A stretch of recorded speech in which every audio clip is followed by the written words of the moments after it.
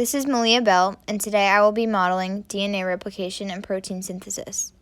DNA has a double helix structure that is made up of nitrogenous bases that consist of guanine that pairs with cytosine and adenine that pairs with thymine.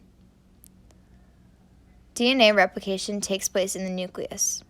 First, helicase unwinds the DNA, and the single-strand binding proteins bind to the strands to keep them separated. DNA polymerase works in the 5' to 3' direction, and this is known as the leading strand. RNA primase comes through and places primers to indicate where DNA polymerase can begin replication. Next, DNA polymerase adds complementary nucleotides to the 5' to 3' strand. Next, the lagging strand is completed when the RNA primase places down primers. Since DNA polymerase works in the 5' to 3' direction, as it works, Okazaki fragments form. These fragments are then connected by DNA ligase. The final strands are formed and remain in the nucleus. Transcription takes place in the nucleus with a strand of DNA.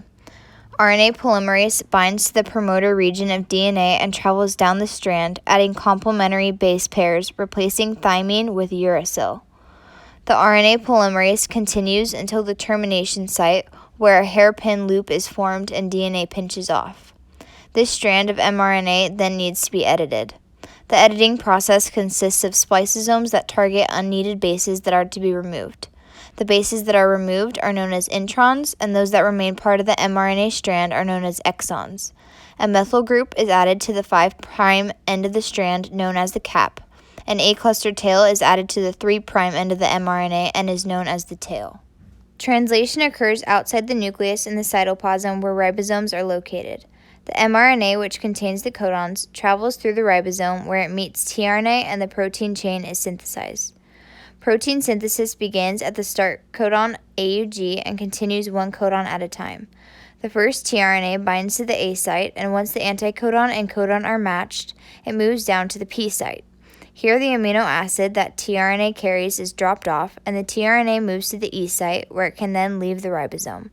This process is repeated as all codons and anticodons are processed through the ribosomes, and subsequent amino acids are combined with peptide bonds to produce a protein. Eventually, a stop codon is reached that indicates the end of the polypeptide chain. The final result is a complete protein made up of amino acids connected with peptide bonds. That is the end. Thank you for listening.